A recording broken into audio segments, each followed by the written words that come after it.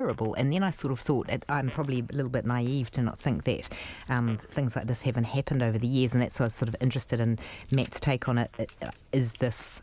Well, it is very unusual. I've tried to find more recent parallels to this sort of carry on, and the closest I got was the Tertiary Education Union saying it's, the Rainbow Warrior bombing, although, that was an explosion and a murder, was sort of the last time we had a foreign state to come in and overtly, try to stop something it doesn't like.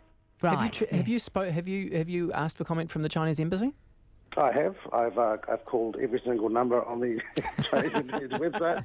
There were 12 of them, and then I had to social engineer my way around to find someone who would take a call, and they asked for an email, and they've not responded.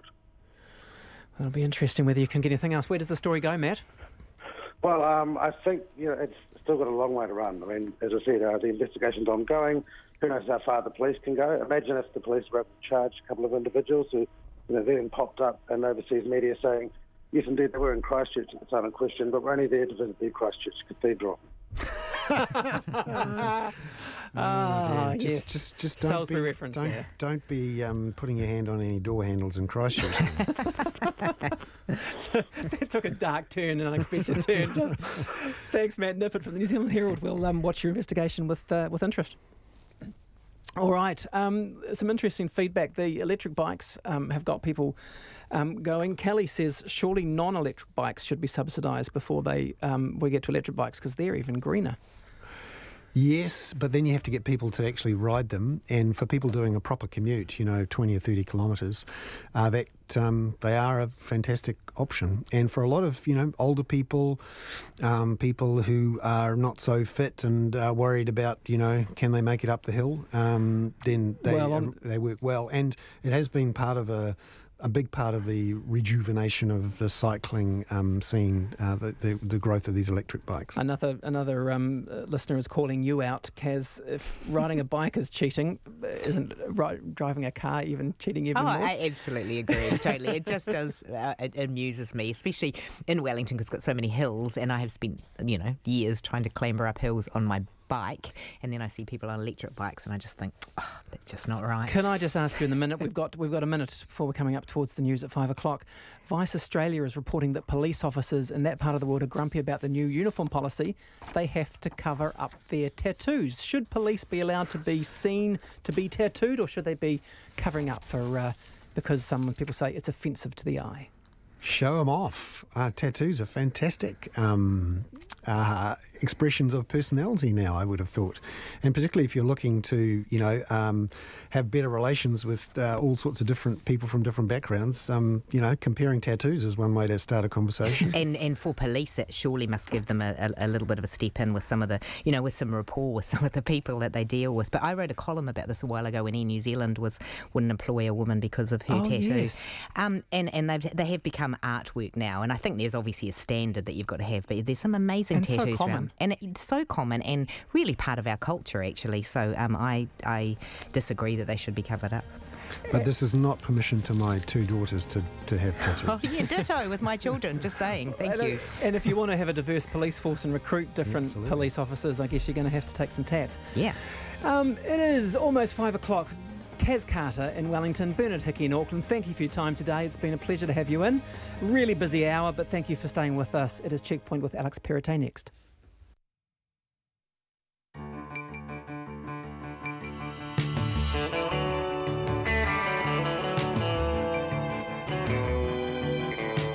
No mai, haere mai o te hotaka o te ahi ahi. This is Checkpoint on RNZ National. I'm Alex Perrottet. Thanks for joining us.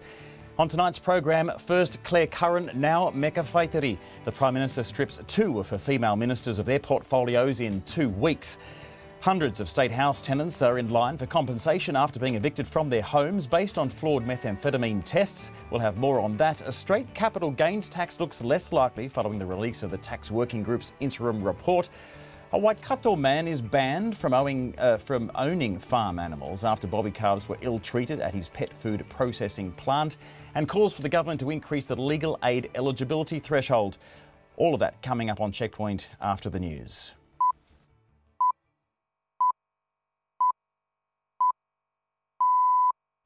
RNZ News at 5. Kia ora, good afternoon. Ko Katrina Batten tēnei. The Labour MP, Meka Whaitiri, has been stripped of her ministerial portfolios over claims of assaulting a staff member. The Ikaroa Rāwhiti MP was stood aside from her ministerial responsibilities while the incident at an event in Gisborne last month was investigated. The full report was given to the Prime Minister last night. Jacinda Ardern announced her decision at Parliament. While the facts are in dispute, the report says an incident occurred. Meka Whaitiri continues to contest details of the incident, but there are elements which are agreed. Jacinda Ardern says Chris Whāwhoi will retain the role of Customs Minister. She says Meka Whaitiri will remain as co-chair of Labour's Māori caucus. An anti-poverty activist says Housing New Zealand's plan to reimburse tenants it wrongfully evicted because of dodgy testing for methamphetamine is too little, too late. In May, a report that by the Prime Minister's Chief Science Advisor found there was no evidence of harm from third-hand methamphetamine exposure. Before that, Housing New Zealand had evicted hundreds of tenants, some with ending up homeless. Those evicted are now set to receive up to $3,000 and a formal apology. Alistair Russell, who worked with the affected families, says those people should be getting tens of thousands of dollars each. This is something that should never have been put in place, and the government could have acted on this a lot sooner than it has done. And I think, from the sounds of it, what they're doing in terms of remedies is also inadequate in terms of what has been done to these people. Anti-poverty activist Alistair Russell. The National Party wants the government to be upfront about whether it intends to take more tax out of the pockets of New Zealanders. A straight capital gains tax is not among the options presented in the Tax Working Group's interim report, but there are two proposals for taxing capital. It also floats the possible advantages of environmental taxes, including a charge on water. The Finance Minister, Grant Robertson, says the government won't make any decisions until it receives the final report in February. National's Amy Adams says New Zealanders have a right to know the government's intentions. The government should be making it very clear whether this is an attempt to take more tax. I asked Grant Robertson to confirm that it will be a tax neutral, and he won't do it. And I think the clear message is that this is an opportunity for the government to take more tax from New Zealanders. National's finance spokesperson Amy Adams. The Defence Force has cleared 5 instructors of inappropriate relationships with recruits at Waiouru military camp. Investigations into 4 other non-commissioned officers are continuing. This year, 7 staff at the Army Depot training establishment at Waiouru military camp were removed following allegations of inappropriate behaviour. Investigations were also started into 2 others no longer working at the training centre. Another officer accused of assaulting a recruit was cleared by a military tribunal. Massey University's Vice-Chancellor has told students and staff she has no intention of resigning over misleading the public over the cancellation of Don Brash's speech last month.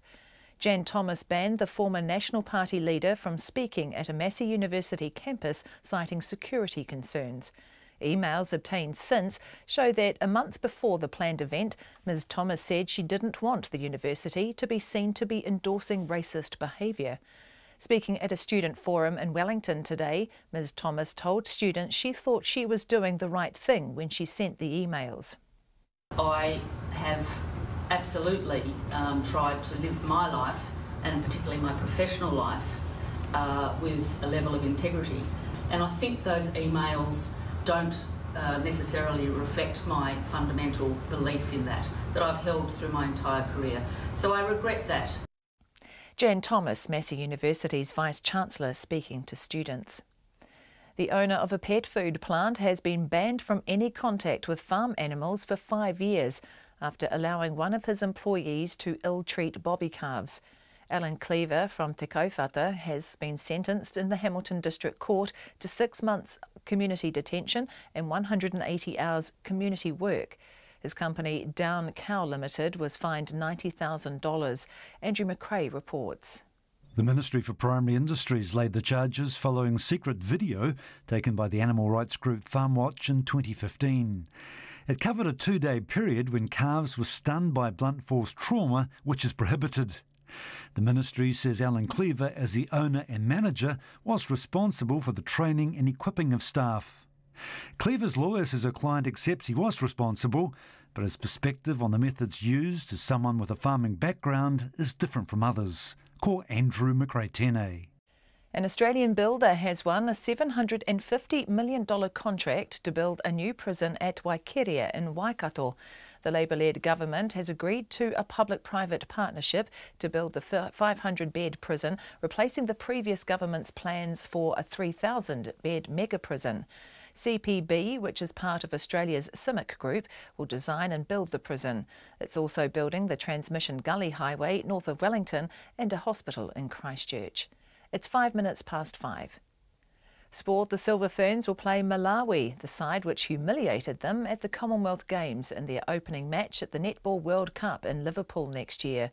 Malawi stunned New Zealand 57-53 in pool play on the Gold Coast in April, with the Silver Ferns going on to their worst ever finish at the Games, failing to win a medal. The former Olympic and world champion rider Renee Wolf has been appointed the head sprint coach for Cycling New Zealand. Wolf has guided the Dutch national team for the past 2 Olympics. The 40-year-old replaces Anthony Peden, who stepped down abruptly in May amid allegations of bullying, an inappropriate relationship with an athlete and drinking problems. An independent review into Cycling New Zealand's handling of the allegations is due to be completed next month. Players and supporters at the Rugby World Cup in Japan next year have been warned they should cover tattoos in public to avoid causing offence. The Daily Telegraph says World Rugby wants players to wear rash vests when they use public gyms or swimming pools, as in Japan, tattoos are associated with the local mafia. That's the news. Harden up on dodgy employers. We've really got to come down hard on those employers, and if those employers are still on some sort of residence visa themselves, cancel it, support them. Calls to allow free speech debates at universities. This is a university. They're seen as the critic and conscience of society. This is the centre of scholarly debate. And elation over the refugee quota increase. Maybe people will start to meet them, start to hear their stories and start to think, hey, this isn't actually a bad thing, this is great. Telling your stories every morning on Morning Report from 6 to 9 with Guy Espiner and Susie Ferguson. Then on 9 to noon, as the official act falls on charter schools, what next for the at-risk students and communities? And after 10, helicopter pilot and midwife Jan Becker on her mission to improve maternity care in Tanzania. Join me, Lynn Freeman, and for Catherine Ryan on 9 to noon on RNZ National. Met service weather through to midnight. Tomorrow, Northland to Kapiti, including Coromandel Peninsula, Bay of Plenty and the Central High Country. Mainly fine today, isolated afternoon and evening showers inland, possibly heavy south of Auckland. Cloud increasing tomorrow with scattered showers and rain for Northland in the evening. Gisborne and Hawke's Bay, cloudy periods and a few showers today. Longer fine spells tomorrow, but a few showers from afternoon. Wairarapa and Wellington, fine today, cloudy periods tomorrow and the odd shower at night. Nelson and Marlborough, fine today, cloud increasing tomorrow with scattered showers in the afternoon and evening. Canterbury, Otago and Southland, cloud increasing, patchy rain developing about Otago and Southland today, becoming more widespread tomorrow and spreading to Canterbury. For Buller, Westland and Fiordland, rain about Fiordland spreading further north this evening and tomorrow morning, then clearing from the south. And for the Chatham Islands, occasional rain, possibly heavy tomorrow morning. It is 5:08 and you're listening to Checkpoint. Thank you very much, Katrina. Lots coming up on the program tonight, including compensation for hundreds of State House tenants. The Tax Working Group also releases its interim report. But of course, we begin tonight with Meka Whaitiri. A short time ago, the Prime Minister Jacinda Ardern announced Ms Whaitiri had been stripped of her ministerial roles, but will remain on as an MP and as co-chair of Labour's Māori caucus. The Ikaroa Rāwhiti MP was involved in an altercation with a staff member in Gisborne in August. Some of the facts of that incident are disputed by Ms Whaitiri, but the Prime Minister Jacinda Ardern says she's lost confidence in her. She announced that decision from her 9th floor Beehive office just a short time ago.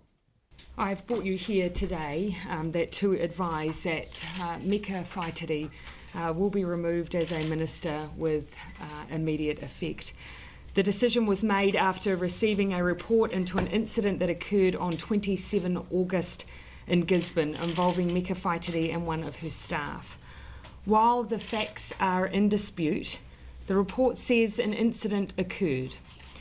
Meka Whaitiri continues to contest details of the incident, but there are elements which are agreed. For privacy reasons, I don't wish to divulge further details of the investigators' report, as it is an employment matter, and protecting the privacy of the staff member involved is paramount to me. Based on the context and conclusions of the report, I no longer have confidence in Meka Whaitiri as Minister at this time. This is why I have taken the action I have. Meka Whaitiri was stood aside from her portfolios on 30 August while the investigation was undertaken.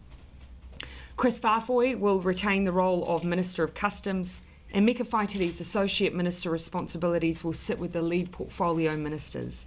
There are no plans to undertake a cabinet reshuffle. That's Prime Minister Jacinda Ardern. Now, Checkpoint has been unable to reach Meka Whaitiri or co-chair of the Māori caucus, Willie Jackson, for comment, but we are lucky to be joined by RNZ political editor Jane Patterson, who joins us live now from our gallery office. Good evening to you, Jane. Good evening, Alex. Now, have we got any more detail about what actually happened in this incident in Gisborne? So part of the challenge with the situation was that it did occur at an event related to a Crown Hui in Gisborne on August the 27th, but I understand that there were no witnesses to the alleged altercation. So basically the investigation, it came down to interviewing Meka Whaitiri and interviewing her former press secretary. Well, we believe she is former. The Prime Minister wouldn't go into details about her employment. So it really came down to a she said situation. But clearly from the Prime Minister today, there was enough in that report that she no longer has confidence in that minister. There will be a redacted version of that report released later, which may shed some light on it. But Ms Ardern was very clear to say that Meka Whaitiri did contest some elements of that incident. So she said there wasn't an incident, something happened, but those facts are still contested. So still a lot of questions around that actual situation and actually what transpired that day. So Jane, a second minister has gone in as many weeks. How do you think the Prime Minister's handled this situation? Look, in this situation, Ms Ardern has acted swiftly. She got the report last night and called a media conference today. There have been a flurry of announcements this week, of course, before the Prime Minister leaves for the UN and for the General Assembly, and this would have been a situation that she would have wanted to have dealt with before she left. Internal Affairs, who carried out this, or Ministerial Services, who carried out this report, were given a 3-week deadline, and that deadline ended tomorrow, so there was time pressure on there. But look, I think she has acted to remove Meka Whaitiri. Whether or not there was a solid conclusion in that report, we're still not sure. But I think that in this situation, amid criticisms of her leadership, perhaps with the situation around the former Minister Claire Curran, that she hadn't acted enough. I think in this situation she has moved quickly and has clearly taken quite a hard line against her former minister. Yes, certainly seemed very firm in that press conference this afternoon. She did refer to releasing a version of the report. Do you know when that's going to happen? So we've been told it probably won't be very quickly because the redactions have to be made, and they primarily, as I understand it, relate to references to the press sec involved in this incident. The Prime Minister said that her privacy was paramount. As I said, she wouldn't talk about whether she's still employed in Parliament or elsewhere. So the process will have to be followed to go back to the various parties once that redacted report is prepared by Ministerial Services. The parties will have to be consulted and then the report will have to come back. So it could still be a matter of at least weeks before we see that redacted version of that report. Thank you very much for the update, Jane. Jane Patterson there, our political editor. The government, the Labor government, Labor-led government, shall we say, in disarray in some way. We will have more analysis on this later in the program. But yes, 2 female MPs dumped from Cabinet in as many weeks. So we will be covering this later in the program. Do tune in, do keep tuning in. at 5:15 almost. People unfairly evicted from their homes during the flawed meth testing debacle may also be reimbursed from the Ministry of Social Development for the money they spent on emergency accommodation. Just today, Housing New Zealand has announced hundreds of state house tenants will be compensated for being booted out of their homes, but the detail is patchy on whether all of those evicted will have all of their expenses paid. They will assess the evicted tenants on a case-by-case basis. Rima and Pauline Herbert were evicted from their home in 2016, along with their 3 grandchildren, whom they have full custody of, after a meth testing report found traces of meth in their garage only. Rima says it could have been due to his daughter smoking meth when she visited on weekends, but the readings in the report, especially those in the garage, say that the grade is less than what's half of the revised safety threshold. The extensive warnings and recommendations in the original meth report led Rima to throw away $15,000 worth of household items. Now, Rima and Pauline were then evicted. They took the kids, one who was a newborn at the time, to a hotel for about 4 weeks. That cost them about $700 a week. Rima has been paying that debt back to MSD ever since. But MSD has told Checkpoint just this afternoon that it will consider, quote, what help or remedial action can be offered in each case, end quote. Cameraman Nick Monroe and I went to visit Rima and one of his grandsons today to see how they're getting along and take me through their ordeal. We evicted in 2016. I had to go to the Tenancy Services to get the report, and of course, because I was evicted immediately, we went into a hotel for about 4 weeks. I couldn't stand that, so we went to live with my son for a while. But it was very, very stressful, not only on me, but on to the wider family as well, to see their grandparents removed from their home. And of course, you had 3 children in your care at the time, and one of them was a newborn. Exactly. So we got the newborn in early 2016, and so she was with us, the little baby. So we had 3 children at that time, and yeah, it was very stressful for the baby as well. In fact, she ended up with, she had fits. And, you know, I can't prove it. It was because of what happened to us. But, you know, we were all stressed out, highly stressed out. And then run us through the sorts of costs that you incurred, because there was a number of stages of costs. You had to pay for this report and you had to do the cleaning of the house at the time to prepare for that. Yep. And, of course, you had to pay for your 1 month stay in a hotel. Yep. And then, I mean, outline what sort of costs you had, of course, in throwing out, as recommended by the report, a lot of the things that you owned. Yeah, well, I got an assistance from WINZ, and they paid for the hotel. Obviously, I have to pay that back, which I'm still doing at the moment. But there's costs like removing the furniture. Now, in the report, it says that the furniture's contaminated, we should get rid of it. So, you know, there's a high cost to that. And so who's responsible for that? You know, so very stressful. And of course, it's the moving costs as well. So how much have you been set back by, do you think? Well, I did mention in one of the interviews that I had that was 15K. I still believe it's up to that level, and I believe that the Housing New Zealand has offered an amount which I feel is actually a joke. It's $2,500 to $3,000 as a discretionary grant, up front or as a base payment for the sorts of costs that you've incurred. How do you respond to that, which has just come out today? Like I said, I think it's a joke, absolute joke. I mean, I'm not the only one. There are hundreds of families who are worse off than us. So yeah, I think it's a disgrace. What they've done today as well is to say that they have set up a situation, or they've set up a system where you will have to approach them, outline your story and the cost that you've incurred, and then they will get back to you, obviously with their discretion about how much they're going to pay you back. Are you happy with that kind of arrangement? Well, no, because what it does is it puts a lot of pressure back on you then, to actually having to front up with the costs. And I feel that's that's terrible. I mean, you know, why should we go through that again? We went through it in 2016, and now it's going to come back up again. It's terrible. Have you had any contact with Housing New Zealand in the last, few weeks? The only contact I've had is that about 2 months ago, I flicked them off an email. I wanted an update on where they're getting on with the report.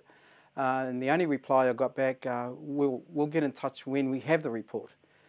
So to date, right now, I have not had a report. And then what's your situation with the money that you're owing for the hotel stays? Because that was organised through WINZ, wasn't it? Correct. I'm still paying that back, in fact, out of my benefit. So yeah, maybe I should go and see WINZ about that, or see Housing New Zealand to see what they're going to do or address the payment. You're still paying that back through your benefit today. How does that affect your day-to-day life? Oh, it's terrible. I mean, why should I be paying any money out, you know, for a debt that I feel that I didn't incur? Rima Herbert there talking to me from his new home. He now faces having to communicate with Housing New Zealand to organise that compensation, as well as the Ministry of Social Development. We will keep in touch with him. We'll let you know any updates we get as to how soon he gets compensation and what form that compensation takes. It's 21 minutes past 5. The Tax Working Group has signalled New Zealand should tax emissions more, leave GST alone, and it offered suggestions on a couple of different options for a capital gains tax. But it has disappointed those who were expecting some strong support of a sugar tax. The government has already responded to the group, led by Sir Michael Cullen, signalling its intention to introduce a capital gains tax by 2021. John Shewan is a former chair of PwC. He's also a member of the previous government's working tax group. I asked him how this report compares to the work he did 8 years ago. Yeah, the two working groups really had quite different starting points because we had an open book, so we were looking primarily at structure and could we change the balance of GST and income tax, etc., which we recommended. This group had a far more restrictive terms of reference. Point 1 and point 2, they had a very clear steer from the government to look in detail at things like capital gains tax, so really quite a different perspective, but we both groups have agreed, fundamentally the system's not broken, but it can always be improved. Okay, so the sort of tweaks that this working group is suggesting, some of them are fairly non-committal, but are there any surprise packages that you weren't expecting? Three really. One is the depth of the work on capital gains tax. We'll come back to that. The second, though, sugar tax, I thought there'd be quite a detailed analysis of that. Frankly, the group's kind of kicked the touch. It said the government needs to work out its goals in that area. Well, I think their goals in relation to sugar are pretty clear. We want to reduce consumption. So that, I think, is disappointing.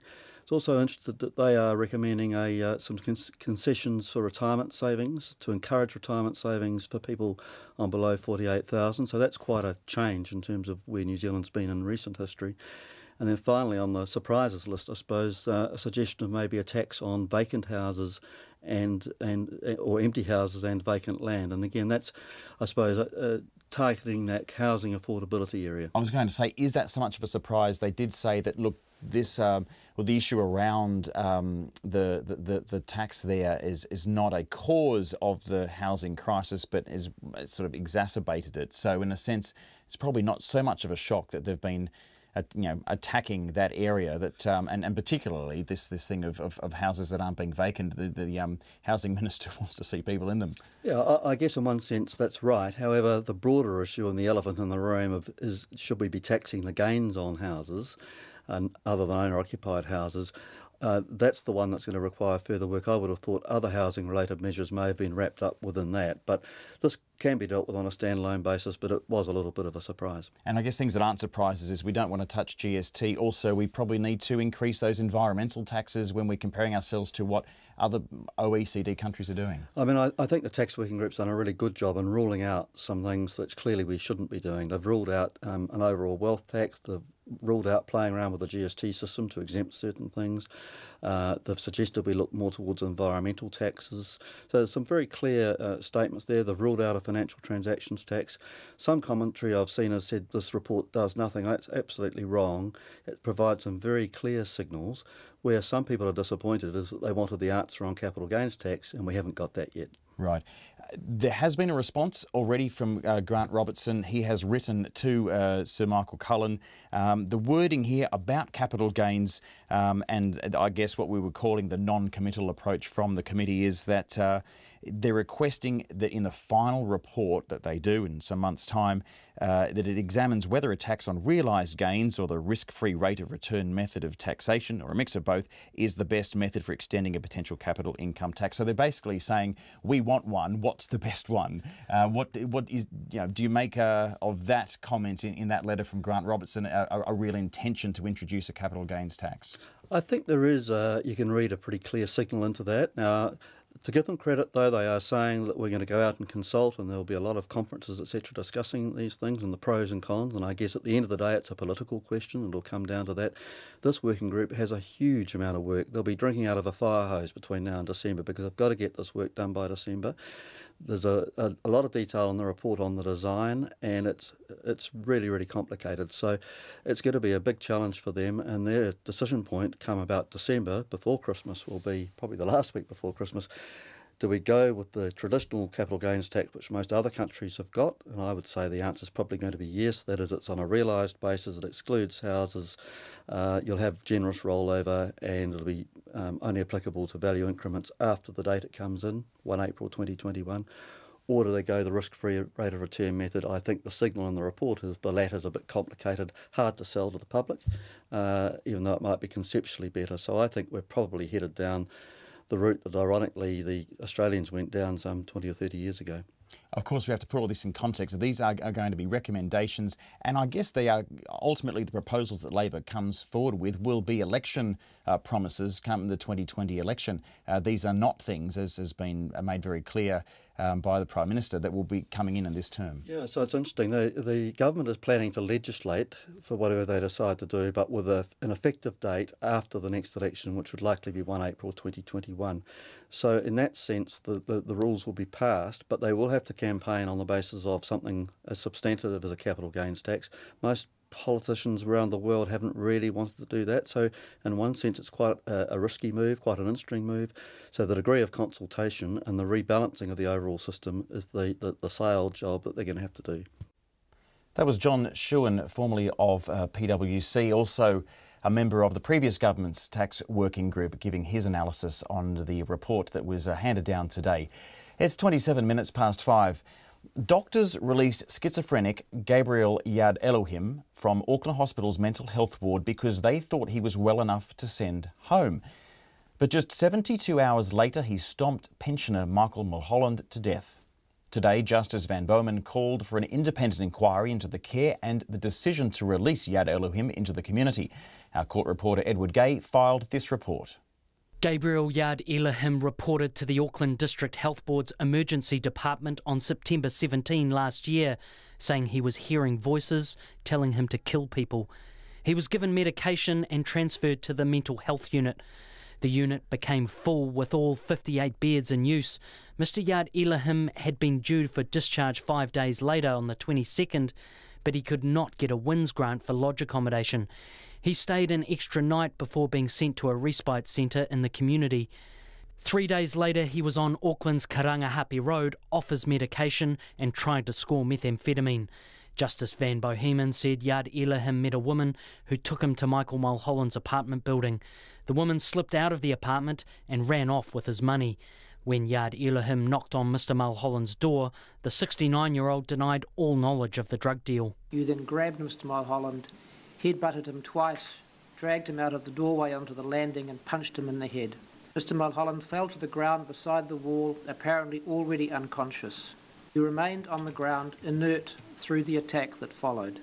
You attacked Mr Mulholland around the head, hitting him repeatedly with your elbow and fists before kicking and stomping on his head and body for around 4 minutes. The attack didn't stop there. Yad Elohim walked downstairs, only to return and continue stomping on Mr Mulholland's body. In all, he struck the elderly man at least 90 times. He was arrested the following day by the police, who interviewed him on camera. The footage showed Mr Yad Elohim raising his cup to the corner of the room. His lawyers said he was toasting the spirit of Mr Mulholland. Overall, your history is of a young man who has struggled to adjust to coming to New Zealand at an early age, struggled to cope with life at school and after school, has become dependent on drugs, alienated from your family, and increasingly delusional to the point where you do not acknowledge your Korean heritage or even your own mother. His self-admission to the DHB's Te Whetu Tāwera was his 4th visit to a mental health unit. Until the tragic events of 26 September, your interactions with mental health services succeeded in stabilising your immediate condition, but did not provide for your longer-term care. You became lost to attempted follow-ups and slipped between the cracks. Perhaps as a consequence, the extent of your illness and the fact your psychosis was not only brought on by methamphetamine use was not fully appreciated. It appears that only after you killed Mr. Mulholland that you received extended period of clinical treatment. The judge said while Te Whetu Tāwera was not on trial, he had concerns about the treatment that Yad Elohim had received.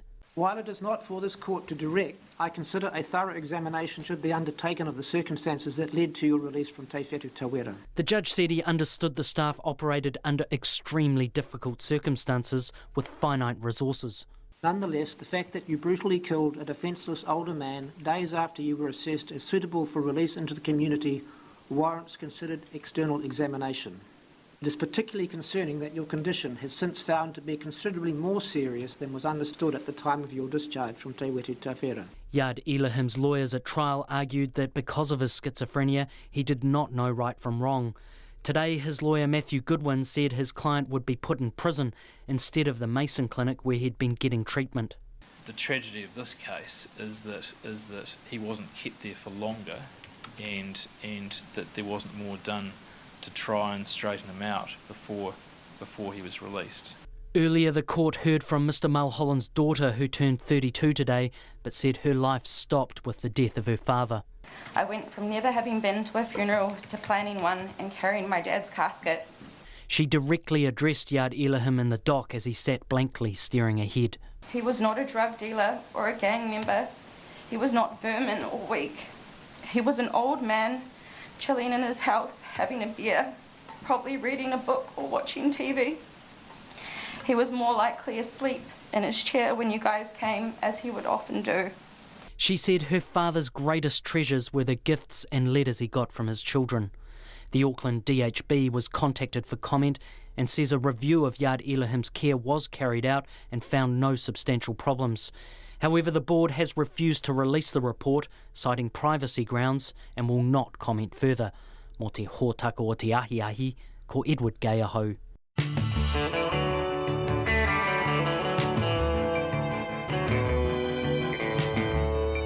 It's 27.5 minutes to 6 on Checkpoint. Coming up, nurses warn Health Minister David Clark that violence in hospitals is rising and some of them have been physically attacked in the wards. And how can you do this? A Florida bar owner trademarks the Fijian greeting Mbula, and our Pacific community is not happy about it. Of course, we'd love your feedback on that and all the other stories we're covering tonight. You can text us on 2101, tweet us at Checkpoint RNZ. We're on Facebook. You can email us, of course, checkpoint@radionz.co.nz. First, here's Katrina Batten with the headlines. The Prime Minister Jacinda Ardern says she's lost confidence in Meka Whaitiri and has stripped her of her ministerial portfolios. The Ikaroa Rāwhiti MP was stood aside from her cabinet jobs last month while claims of a physical altercation with a staff member were investigated. Ms Ardern said parts of the incident are still being disputed by Ms Whaitiri, who will remain an MP. The Green Party doesn't think the compensation being offered to tenants who were evicted due to flawed meth testing results is enough.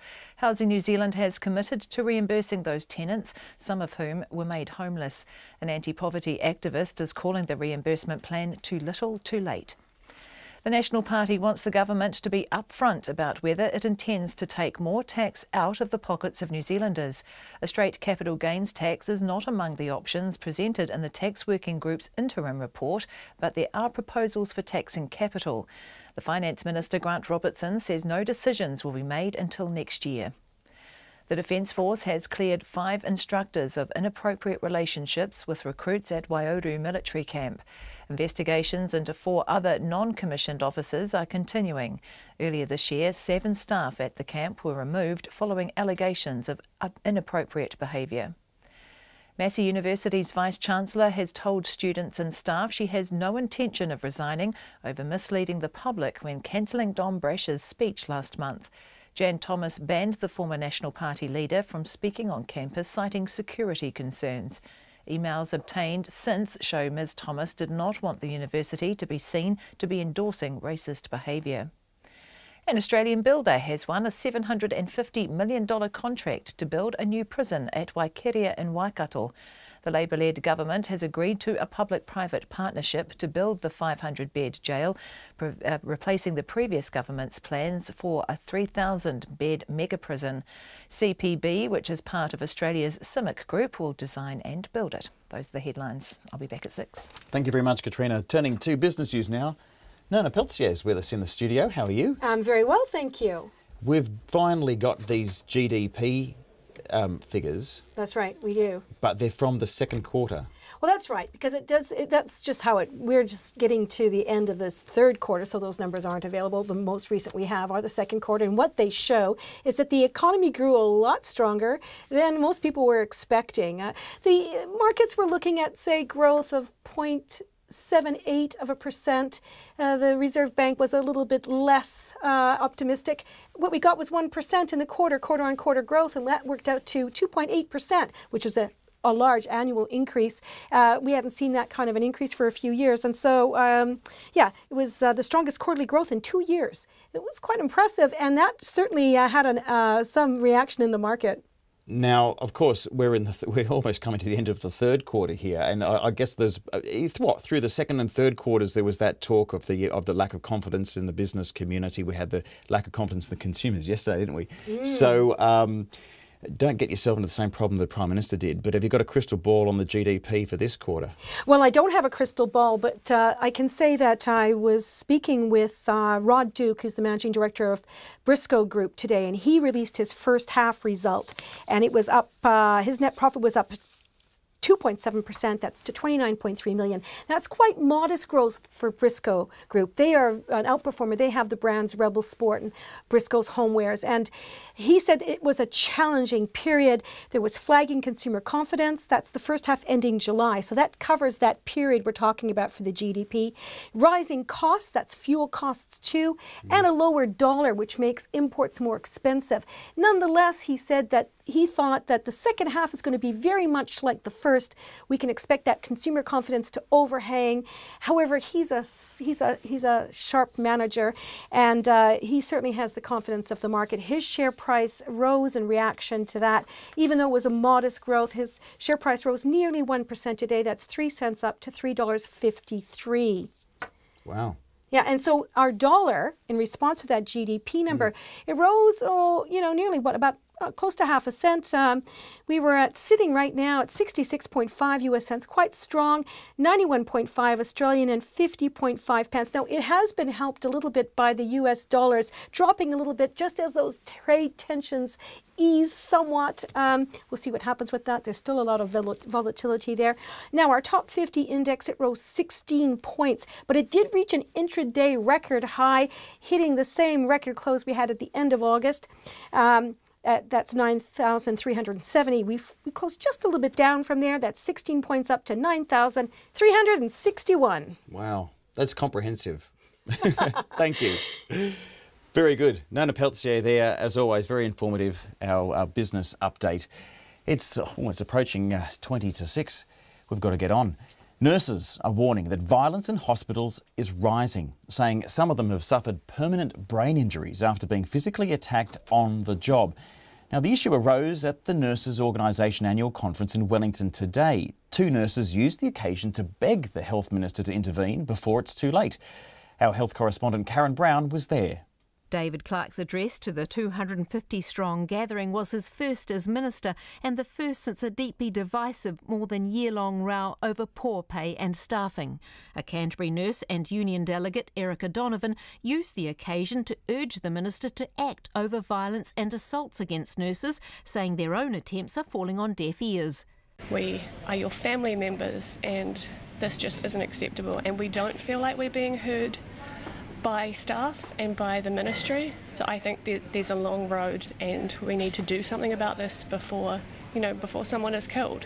A fellow Canterbury nurse and delegate, Nolani Collins, backed this, saying outside the conference she has worked with 3 others who've suffered a permanent brain injury because of violence. There has been severe physical aggression by patients. A couple of colleagues were actually assaulted by patients' family. And, you know, with lack of security and lack of staff around on these occasions, there just isn't the support to ensure that the nurses are safe and doing their job.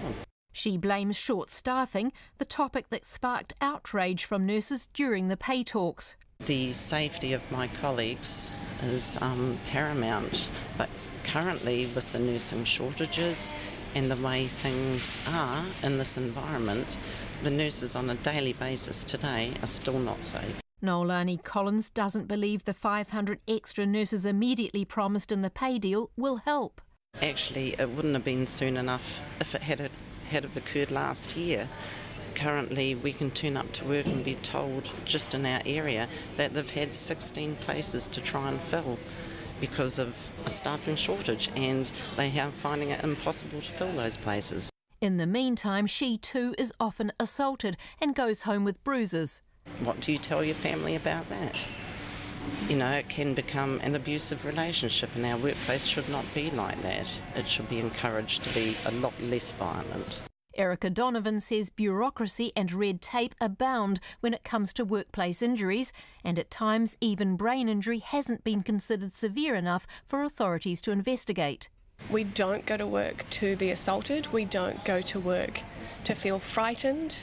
You know, coming home with really scarring issues. Some of these nurses, you know, I've heard of assaults, I've heard of people just not wanting to come back to work. She adds that nurses appear to have fewer rights than the patients they're caring for.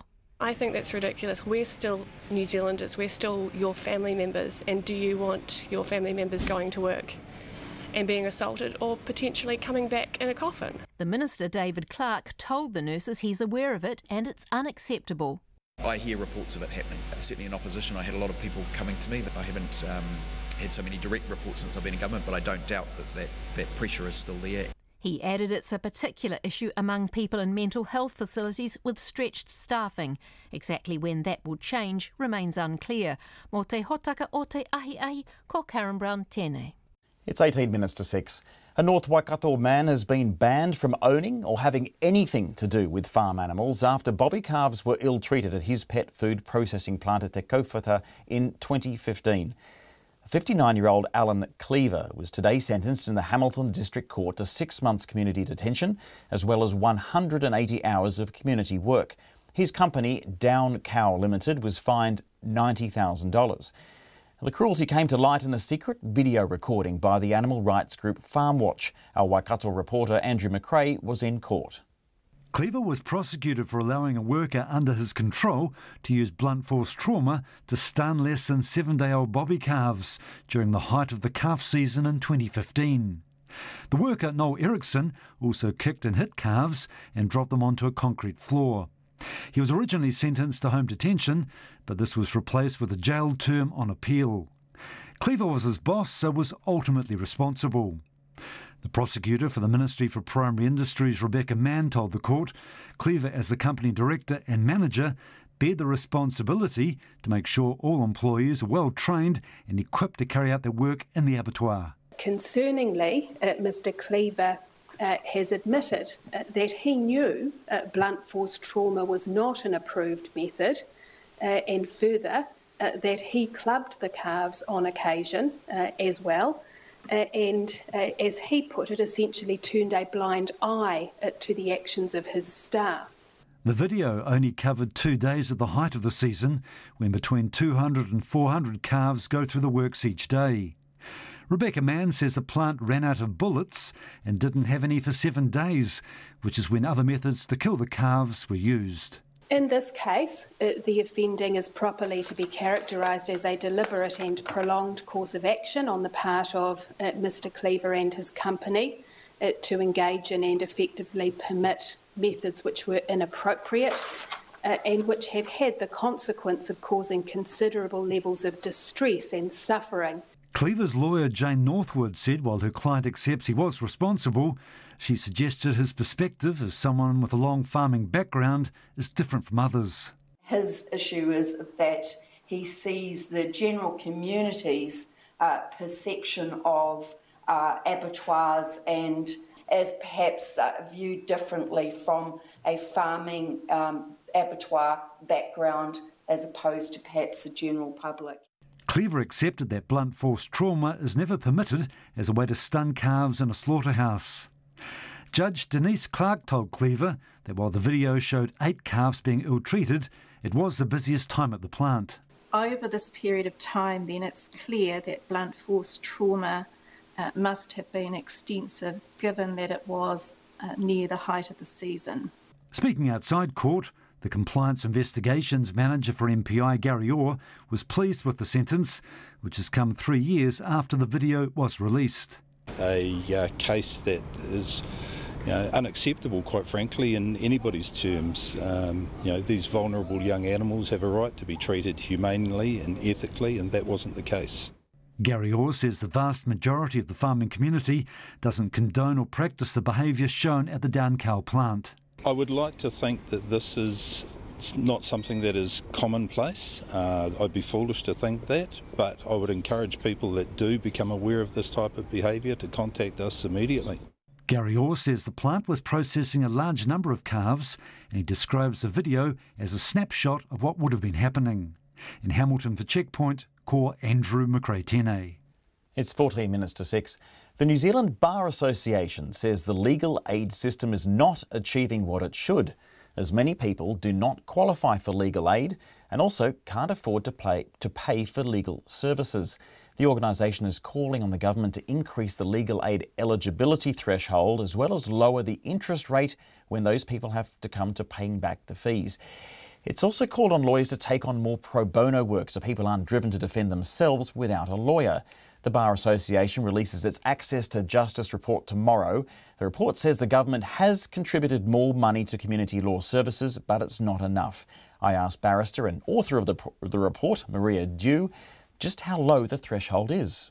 The threshold for legal aid is $23,000, so you have to earn $23,000 or less, whereas the minimum wage is $34,300. Now, you can appreciate there's a gap of $11,000 odd there, and yet somebody on the minimum wage will really struggle to pay their own privately funded legal costs. Obviously, there's that $23,000 amount, and that's if you're just a single person, but of course the threshold moves up if you have a partner or if you have dependent children. It goes up to $37,000 to $54,000 if you've got 2 children.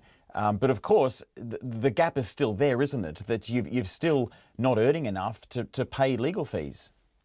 Yes, absolutely, because you've got somebody, even if they do have a spouse and they're at the higher threshold, anyone really below $40,000 to $50,000 is going to struggle to pay legal fees of $300 or $400 an hour to get private legal advice. So there is still a very significant group of people that are not being able to access legal advice, and that's where they're turning to community law centres and citizens advice bureaus to attempt to get some assistance. Or are they even self-representing themselves when they go to court? Yes, or certainly, or being self-represented. So, and the courts are commenting on the increase of self-represented litigants, the difficulty it poses for them trying to work their way through the court system, the difficulty it poses for the court that is you're placed in a difficult position, judges are placed in a difficult position where they are having to try and to assist from the bench self-represented litigants, which of course our court system is not set up to do. Now, and Maria, just to paint the picture even further, should these people even be able to access the right kind of justice and get through the court system successfully, they've also got to pay all these fees back at what is it, 8% per annum? The legal aid is now considered to be a loan, which parties have to repay. The repayments can be very significant and scary for somebody that is on in and around the minimum wage, and particularly interest accruing on that. So often parties will look at that and say, well, yes, I might be eligible for it, but to take on that level of debt is just too concerning, and so they will shy away from even accepting a grant if they are concerned about the repayment obligations, or they take it because they feel they have to, and then they get into trouble with repayment racking up all the debt, yes. And racking up the debt. The government's put $31 million towards this. Is that enough, and who is that targeting? That is, some of that money is going to community law centres, as I understand. Some of it's more targeted to acknowledged groups that need funding, particularly in a criminal sense, and also to some aspects they are improving accessibility. But our view is that that is not enough. We know from our discussions with community law centres across the country that they are really stretched for resource, and that they have a lot of people coming in, migrant communities that are low-waged but actually employed, maybe doing 2 jobs but still can't afford legal advice. Those are the people that they are seeing day in, day out, not being eligible for legal aid, but really need legal assistance. And so the community law centres are filling a gap to an extent. Now, we think one of the solutions may be that lawyers and barristers particularly are able to offer their services at community law centres through a structured system where there is triaging of cases. There is an assessment of whether they may be eligible for legal aid, and then they are allocated a pro bono lawyer. And so it's often that lawyers are sitting quite happy to do pro bono work, but they don't get those people approaching them because they really live in a very different community that accesses assistance through local community support. That's Barrister Maria Dew. The association, that's the Bar Association, will deliver its report to the Ministry of Justice. Now, it recommends a working group be established from across the legal profession to advocate for changes. Anton Youngman from the Ministry of Justice said in a statement that, based on limited research, the Ministry has identified people self-represented in 51% of all active district court civil cases, a much lower percent, 4% in the criminal cases. Those figures were from late 2017. Now, while its data is limited, it believed there'd been an increase in people self-representing as seen in comparable jurisdictions. It is coming up to 7 minutes to 6. The US President Donald Trump has visited North and South Carolina to see for himself the damage inflicted by Hurricane Florence. The storm, which hit the states last Friday, has killed 37 people, with more than 10,000 people living in shelters, having fled their homes. The BBC's Laura Trevelyan reports. The President touched down in North Carolina, promising to help the hundreds of thousands impacted by Hurricane Florence and her treacherous floodwaters. At a briefing with federal and local officials, he praised the relief and recovery effort in his trademark manner. We're ready and they're ready to do whatever we have to do to make this perfect. And that means, unfortunately, the money will be a lot, but it's going to come as fast as you need it. North Carolina's Democratic governor was careful to praise the president's efforts to help his state, but underlined the scale of the task ahead. Our state took a gut punch, Mr. President, and our people are still reeling. We have weathered storms before in our state, but Mr. President, we have never seen one like this. This one has been epic. It has been disastrous. President Trump saw for himself the damage done to the New Bern area, where hundreds had to be rescued as the rivers flooded after the torrential rainfall in the hurricane's aftermath. The president was criticised for the response to Hurricane Maria in Puerto Rico in 2017, or even last week he was disputing the death toll. But today, he was the consoler-in-chief. You see my house? It's over there. How's it doing? This little boy even got a hug when he asked for one. 16 rivers in North Carolina are in major flood stage, and the Cape Fear River is due to crest today at 4 times its normal height, bringing even more flooding. Evacuees are being told not to return home just yet. 2 years after Hurricane Matthew flooded parts of North Carolina, now the aftermath of Florence has created a 1-in-1,000-year flooding event. For people the President met who are trying to rebuild their homes and lives, the road to recovery will be a long one. Laura Trevelyan with that report. Pacifica leaders in New Zealand are calling for people to post one-star reviews for a Florida bar that's trademarked the word bula. The commonly used Fijian greeting has been trademarked this month by United States businessman Ross Kashtan, who runs a kava bar as well as the Bula Cafe in Florida. But that sparked outrage online, with some saying the move is ignorant, privileged and racist. Logan Church reports. Thank you for calling Bula Cafe, the Berg's original kava bar. We serve kava, coffee, and botanical teas. Like us on Facebook or visit our website at bula-cafe.com. That's cafe spelled with a K. Have a fantastic day. Bula! Ross Kashtan certainly likes the word Bula. He has 3 businesses spread across Florida: Bula Cafe, spelt with a K, Bula on the Beach, and Bula Cocoa Beach. He didn't expect a huge backlash when he went to trademark the word Bula, but he's got one. Among those to express their fury online is Josiah Tualamalehi, the chairperson of New Zealand's Pacifica youth charity Pilot. He wants people to leave one-star reviews on the Facebook page of one of Mr. Kashtan's bars. Being so far away from them, it might be quite hard to let them know how we feel about it, but Facebook ratings are one of the ways that people know whether a place is a good place or not a good place, and you get an insight into what the heart of that place is. So I just thought, well, they had 4.9 as their overall rating. Let's pull that back a bit, and we know they're listening because they've removed my comment and some others. So this has got to them, and that was the point. Dozens of angry people have left such reviews. The word Bula itself is a commonly used traditional Fijian greeting. Trademarking it means Mr. Kashtan can attempt to prevent other businesses like his using the word. They're trying to steal something which doesn't belong to them. We know for Pacific people and for every person in New Zealand that belongingness is one of the best indicators of success. This stands out as something internationally which is not about belonging, it's about thievery, and it really has to end. Mr. Kashtan's Bula logo appears on many of his business's products and advertising, from signage and bottle branding to Bula Babe shorts. Checkpoint has repeatedly tried to get in touch with Mr. Kashtan, but we've only got as far as one of his workers, who was clearly well aware of the unfolding drama. Well, just so you know, it wasn't for, it's not to inhibit anyone from being able to use it. We just don't want anyone calling their businesses that, because we have a 10-year-old business named Bula Cafe.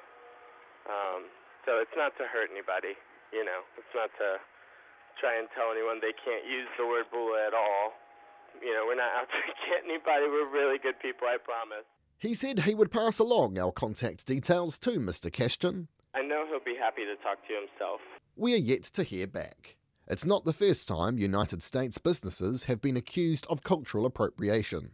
Illinois restaurant chain Aloha Poke Company copped criticism just last month for sending cease and desist letters to other restaurants using the word aloha. The US Patent and Trademark Office lists 43 companies which have trademarked the word Bula. Irene Manuel, who leads Pacific Reproductive Health, explains exactly why this is, in her opinion, inappropriate. Look, the word Bula has got a very special cultural meaning to the people of Fiji, and especially the indigenous, the Itoke community in Fiji. And we cannot trademark that word because it belongs to a ethnic group and it belongs to a country. So you cannot take a word like that and trademark it for your own personal or business good. The New Zealand government is also unimpressed. The Minister for Pacific Peoples, Alpito William Seo, says more needs to be done to stop this kind of thing happening. It's disturbing. It's distressful. So I don't know enough about the intellectual laws around the world, but it seems like the region as a whole will need to protect what's theirs, because it seems like America can go ahead and do what they've done. But for now, we're stuck with... Have a fantastic day. Bula! Mō te hōtaka o te ahi ahi nei, ko Logan Church tēn nei. Well, Vinaka Bakalevu, Logan, that's amazing. Trademarking the word Mbula. We might get some bit of feedback on that. Someone has got in touch though about our interview with Maria Dew on problems with legal aid and how much it costs. This person has texted in saying, community law services are a have. I went to see them about a constructive dismissal by a charitable trust. They couldn't offer me any advice because they might have to represent the organisation. They seem to believe that's their role, not to assist community members. That's that person's experience. More to come on Checkpoint after 6. RNZ News at 6. Ngā mihi nui, good evening. Ko Katrina Batanaho. The Prime Minister says she has lost confidence in Meka Whaitiri and has stripped her of her ministerial portfolios. The Ikaroa Rāwhiti MP was stood aside from her cabinet jobs last month while claims of a physical altercation with a staff member were investigated. Jacinda Ardern received the report last night. At a news conference at Parliament, Ms Ardern said parts of the incident are still being disputed by Ms Whaitiri. She says Meka Whaitiri works incredibly hard and will continue as an MP, but she doesn't have the confidence in her as a minister. Chris Whāwhoi will retain the role of Minister of Customs, and Meka Whaitiri's Associate Minister responsibilities will sit with the lead portfolio ministers. Jacinda Ardern says Meka Whaitiri will remain as co-chair of Labour's Māori caucus. The inquiry into the appointment of the Deputy Police Commissioner has been extended by 5 weeks. The inquiry was expected to report back within 6 weeks of its commencement. That would be this week. But the Internal Affairs Minister, Tracy Martin, announced today it will now report back by early November. The inquiry was sparked when it emerged Wally Homaha made comments in 2004 defending police officers accused of raping a woman in the 1990s.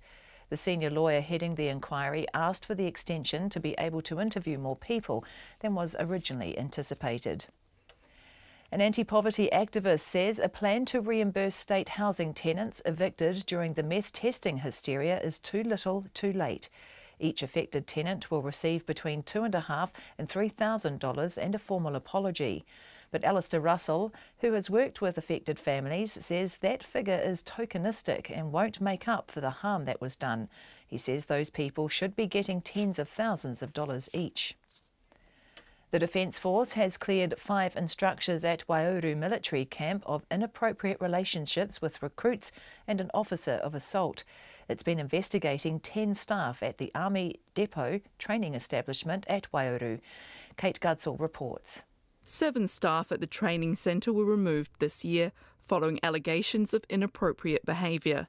Investigations were also started in July into 2 others no longer working at the training centre and an officer accused of assaulting a recruit.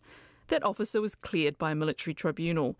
5 of the instructors have also now been cleared of inappropriate relationships with recruits, and the Defence Force says they've returned to work. Investigations into the behaviour of 4 other non-commissioned officers are continuing. Ko Kate Gudsall tēnei.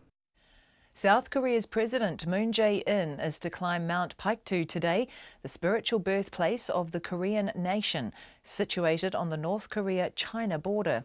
It's the culmination of his 3-day visit to the north, during which North Korea's leader Kim Jong-un agreed to talks to shut down a missile testing facility. The US Secretary of State Mike Pompeo has welcomed that undertaking. The BBC's Barbara Plett-Usher reports. Mr. Pompeo welcomed Kim Jong-un's invitation for international inspectors to witness the dismantling of North Korea's missile engine test site.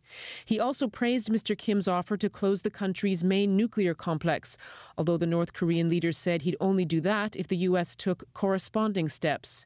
Nevertheless, President Trump had already hailed these pledges as tremendous progress, and Mr. Pompeo said the U.S. was prepared to engage immediately in negotiations on the basis of them. Barbara Plett-Usher with that report. The Ministry for Primary Industries thinks a higher number of calves were ill-treated at a Waikato abattoir in 2015 than was revealed in a video secretly recorded by an animal rights group. A judge in the Hamilton District Court today banned the plant owner, Alan Cleaver, from any contact with farm animals for 5 years and sentenced him to 6 months community detention and 180 hours community work for allowing a worker to ill-treat bobby calves. The Ministry's Compliance Investigations Manager, Gary Orr, says the video only showed 2 days at what was the height of the bobby calf season. They're processing around 400 calves a day during the height of the season. The video was a snapshot in time. Mr Cleaver is saying that 7 days they were operating without a firearm. You do the maths. Gary Orr says the vast majority of the farming community doesn't condone the behaviour shown at the Te Kaiwhata abattoir. The police say the man who was shot in the Hamilton suburb of Norton last night was the victim of a targeted attack, but the group of offenders responsible initially went to the house next door by mistake. The police say the man who lived there opened the door and there was a fight. He was uninjured but was shaken by what had happened. When the offenders went to the house of the man they were targeting, a number of shots were fired and the group fled in cars. The police are still trying to work out if there's any gang connection. It's 5 minutes past 6. Sport. The Tall Blacks shooting guard Corey Webster has made his presence felt in his first game back for the New Zealand Breakers. Webster has scored 24 points in the Breakers' narrow win over the Perth Wildcats at the Australian NBL's pre-season tournament in Victoria. The former world champion rider Renee Wolf, who has guided the Dutch national team for the past 2 Olympics, has been appointed Cycling New Zealand's head sprint coach. Clay Wilson reports. The 40-year-old Wolf replaces Anthony Peden, who stepped down abruptly in May amid allegations of bullying, an inappropriate relationship with an athlete and drinking issues. An independent review into Cycling New Zealand's handling of the allegations is currently being carried out and is due to be completed by the middle of next month. Wolf has led the Dutch sprint program since 2010, and the Netherlands were the leading nation at last year's Track World Champs. As a rider, he won 2 medals, including a gold at the 2004 Athens Olympics.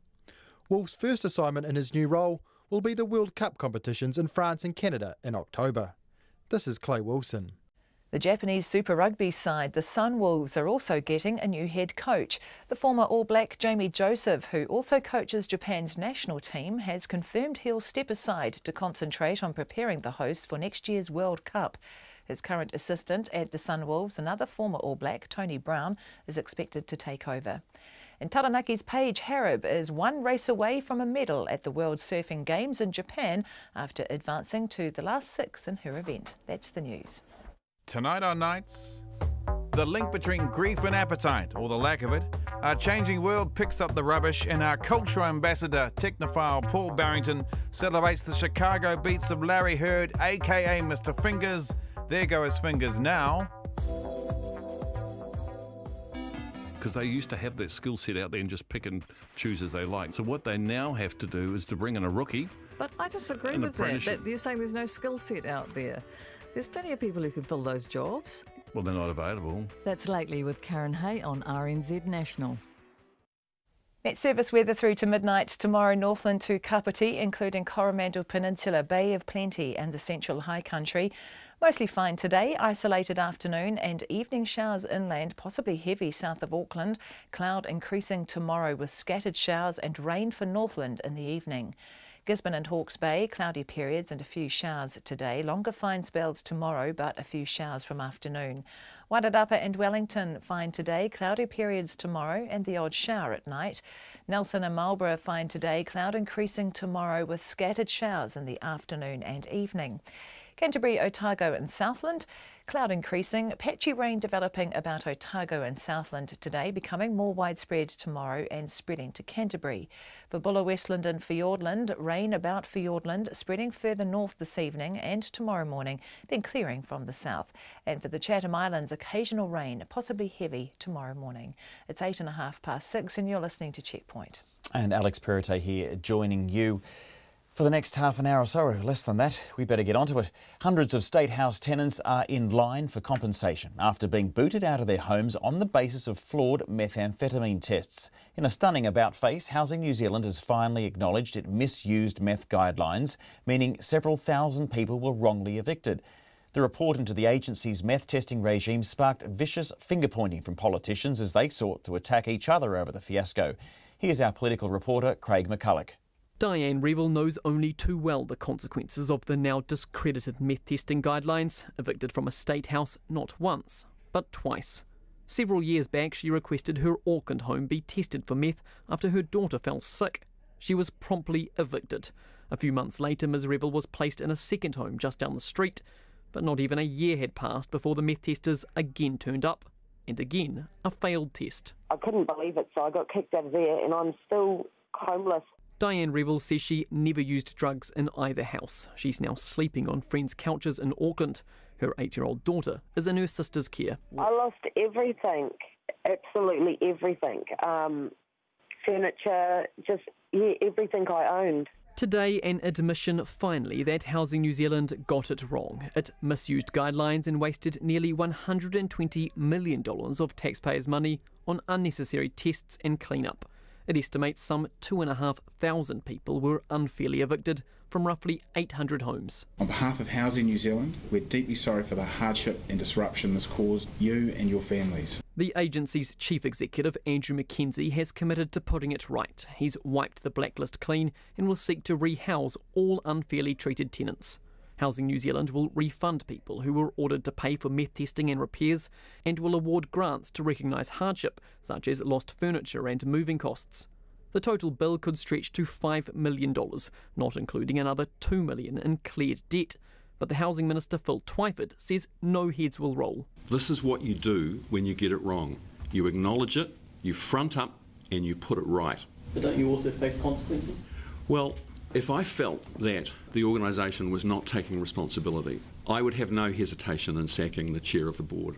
But I have confidence in the board of Housing New Zealand. Mr Twyford asked the government's science advisors to investigate meth testing shortly after he became Housing Minister. They found no health risk from living in homes where meth had only been smoked.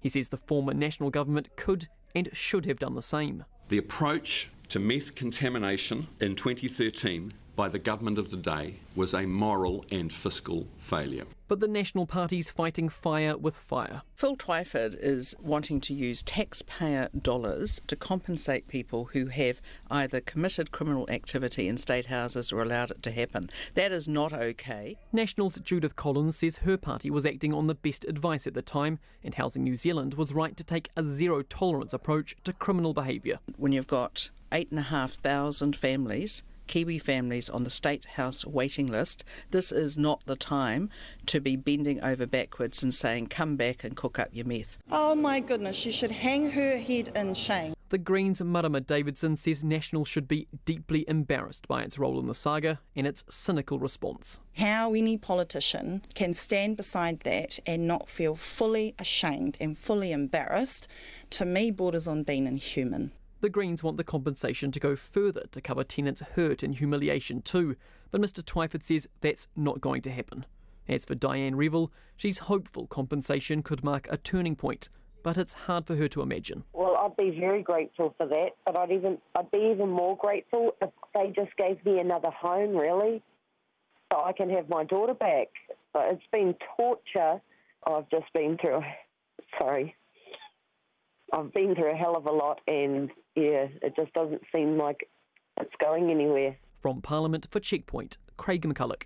And we will be following up with those people who were evicted. You may have heard our interview with Rima Herbert, a grandfather who, with his wife and 3 grandchildren, were evicted. That aired earlier on Checkpoint. You can go to our Facebook page to watch that report.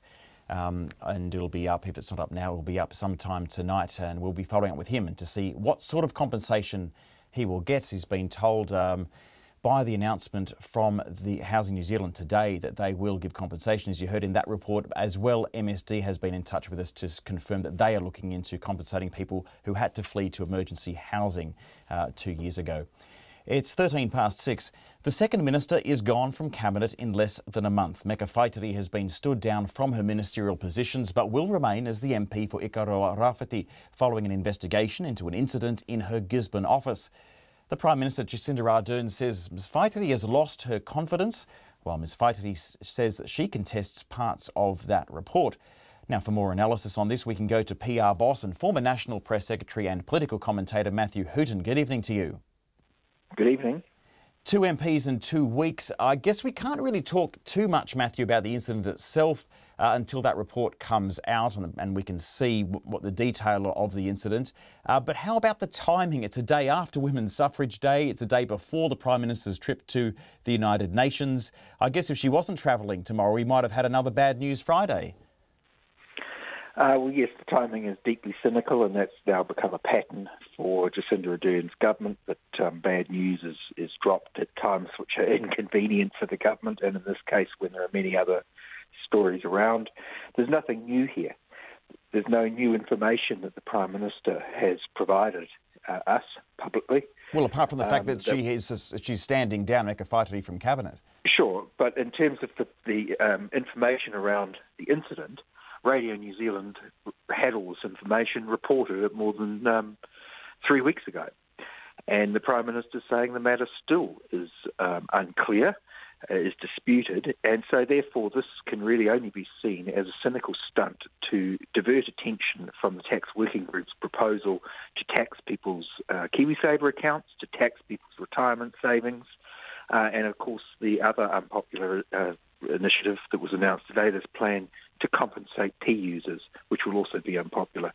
And we are seeing a cynical government with its timing. Each government tends to be more cynical than the one before, is one of my rules of politics, and we're seeing that again. Well, I was going to challenge you on that because this is nothing new in the sense National had its fair share of problems. We had Kate Wilkinson, Phil Heatley, I think at one stage Judith Collins had to go from Cabinet. It's a bit the same. Sure, and it's just the timing of this announcement. I think the Prime Minister has reached the right decision here. She's taking a hard line against violence in the workplace. She has faced down elements within the Maori caucus, including Willie Jackson, who tends, obviously, to have a more liberal attitude towards violence than what the Prime Minister has. She was certainly taking no prisoners today. What did you make of that announcement? She appeared to be strong and fairly straightforward in her approach. Sure, and they needed that. This was a bad news day. You know, those tax working group proposals will be deeply unpopular. The government, if it really wants to put to the New Zealand people the suggestion that their KiwiSaver accounts should be taxed for capital gains, that other retirement savings should be taxed for capital gains, you know, they will obviously lose the elections. They went to the people with those proposals. So this is a very controversial day. And similarly, you know, you do a poll and ask New Zealanders what they think of P users being compensated by their taxes, and they're not going to like it. So these three bad news initiatives, all done on the day, you know, and then next week, of course, the Prime Minister will be doing the talk shows, the comedy shows in the United States, and I think, you know, New Zealanders will enjoy that, and the Prime Minister will hope that we forget about Meka Whaitiri, that we forget about the proposal to tax KiwiSaver, and that we forget about the P compensation issue. Just before you go, Matthew, I want to ask you about quotas. Obviously, we know there's an ideological difference here between National and Labour, to say nothing of the Greens on the idea of having a 50-50 representation in their caucus and women in Parliament. Do you think that system, in a sense, makes the decision easier for the Prime Minister on who will replace Meka Whaitiri now, or in a sense has the policy hamstrung them? A case could be made that at the last election, it was easier for a women candidate in the women candidates in the Labour Party to get selected than it was for male ones. That doesn't apply to Claire Curran, who was disgraced over the Derek Hanley appointment.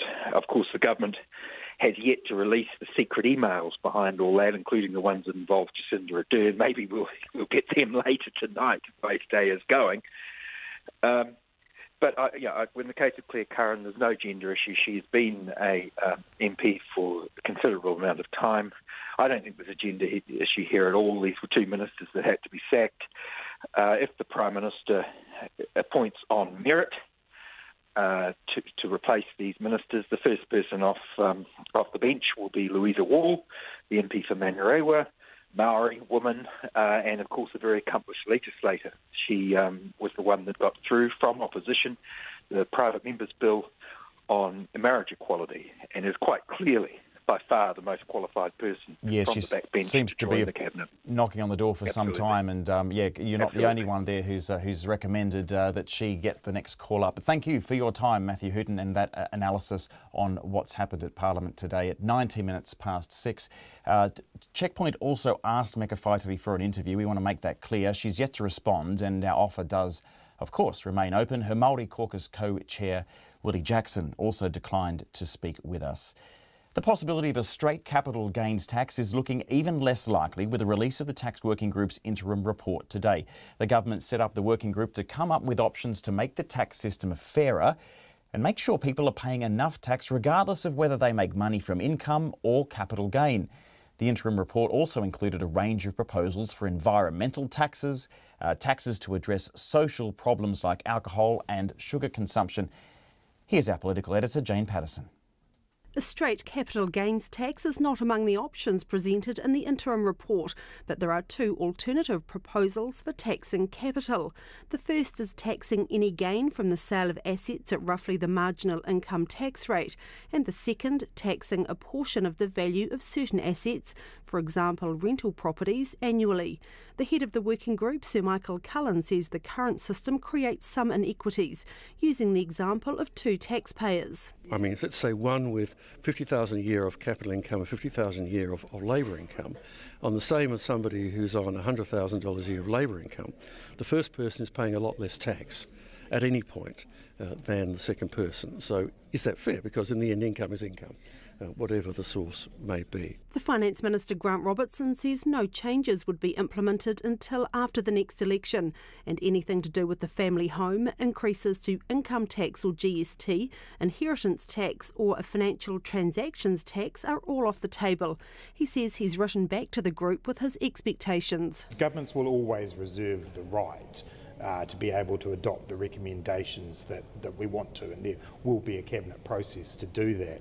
But what our letter is indicating is we are looking for a package, a coherent package where we can understand what the trade-offs are. But will Mr Robertson rule out a capital gains tax even if it's not in the final recommendations? Today's not a day for ruling anything in or anything out. Today is a day for receiving this interim report which contemplates two options in this space. National's Amy Adams says New Zealanders have a right to know the government's intentions. The government should be making it very clear whether this is an attempt to take more tax. I asked Grant Robertson to confirm that it will be a tax neutral, and he won't do it. And I think the clear message is that this is an opportunity for the government to take more tax from New Zealanders. The New Zealand First Leader and Deputy Prime Minister Winston Peters says his party has not and does not support a capital gains tax, but will also await the final report. Look, it's seriously bad politics and bad economics to be speculating on a report which is only an interim report, on which no decisions will be made. As Mr Robertson will tell you,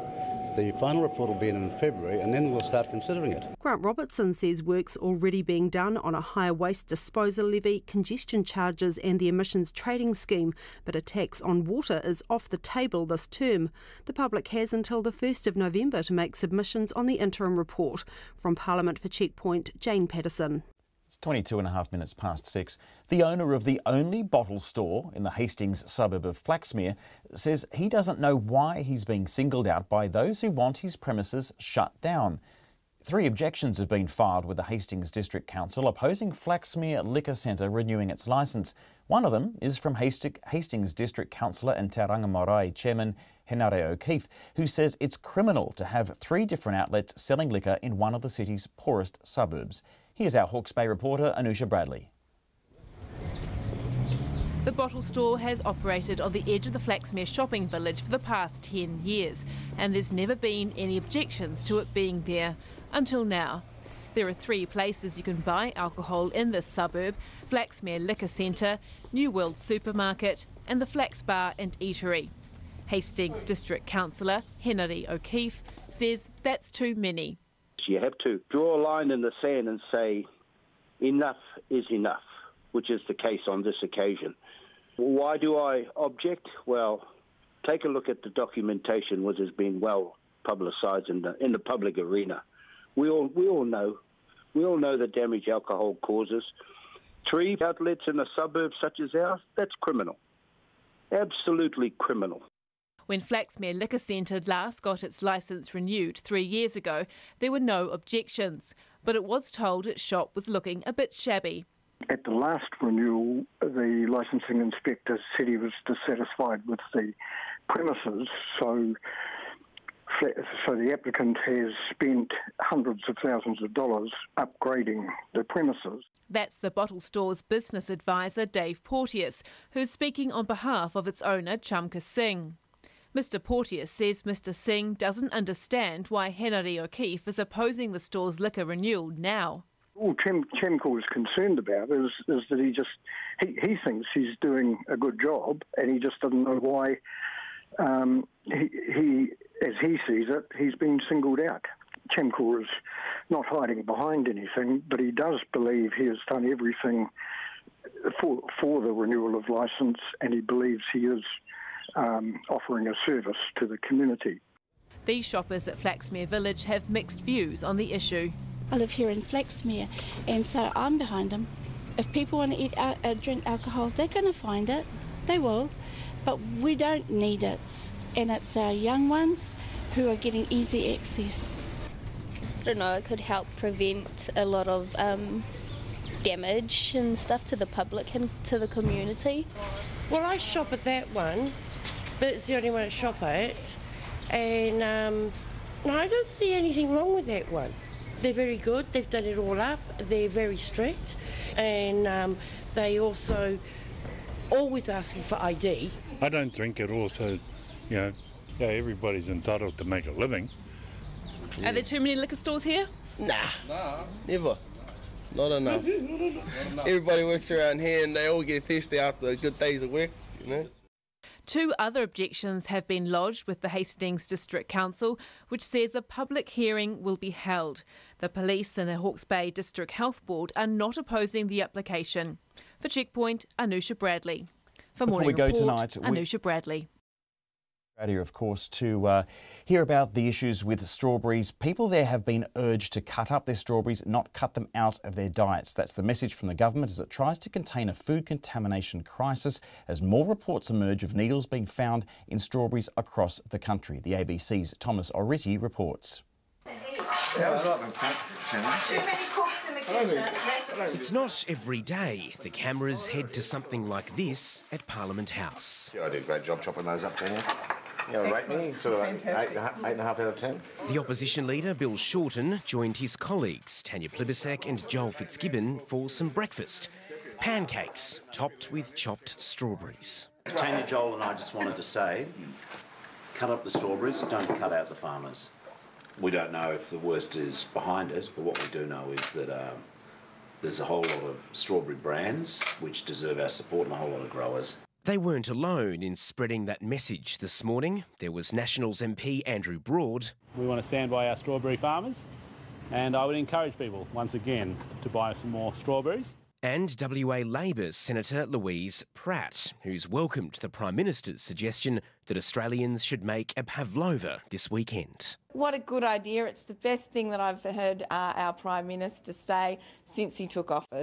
It was a little more serious on the floor of the Parliament. Government business, notice number 1, Criminal Code Amendment, Food Contamination Bill 2018.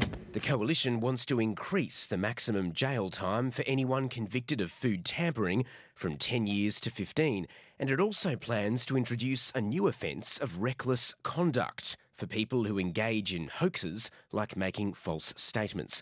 It's part of what's called the Food Contamination Bill, and the Attorney-General, Christian Porter, introduced it into the Parliament this morning.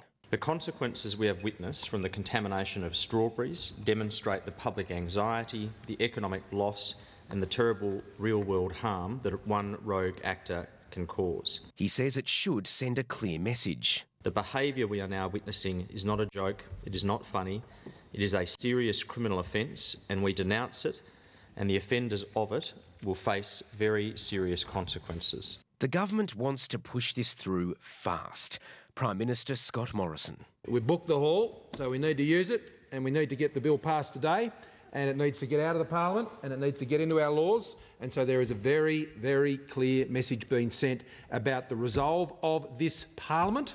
But perhaps it's happening a little bit too quickly for the opposition. The introduction of new criminal offences is not something that should be taken in any way lightly. The Shadow Attorney-General, Mark Dreyfus, is concerned about the short time frame Labor's been given to consider the bill. It seems entirely possible that there are unintended consequences, particularly, as I mentioned, in relation to the introduction of a new definition of public infrastructure. Labor does support the changes, but Mark Dreyfus wants a 12-month statutory review, and he says the strawberry industry needs more than tough new laws. This is legislation that should not be regarded as a substitute for something that as yet has been absent, which is a coordinated national response. We all should be asking what else could be done to assist our farmers. The farmers say they're doing what they can. John Calais is the national president of Strawberries Australia. Most growers are putting out metal detectors, so we don't have that sort of issue anymore, and we can overcome the problems. And the other thing that we need to do is consumers have to be reassured that everything that they're going to get is safe at this point of time. Supermarkets are also taking further action. Woolworths has pulled sewing needles from its shelves. That's all for tonight. We'll see you tomorrow. RNZ News headlines at 6:30. The Prime Minister says she's lost confidence in Meka Whaitiri and has stripped her of her ministerial portfolios, but she will remain an MP. An anti-poverty activist is dismissing a plan to reimburse state housing tenants evicted during the meth testing hysteria as too little, too late. Massey University's Vice-Chancellor says she will not resign after she misled the public over the cancellation of a Dom Brash speech on campus last month. And a 25-year-old man has been charged with the murder of an 8-month-old girl in Whanganui nearly 2 years ago, and he's appeared in the Masterton District Court today. Our next news and weather is at 7. New Zealand's plastic. Once it leaves our shores, we have very little awareness, really, of where it's going or what's happening to it. Is becoming Malaysia's problem.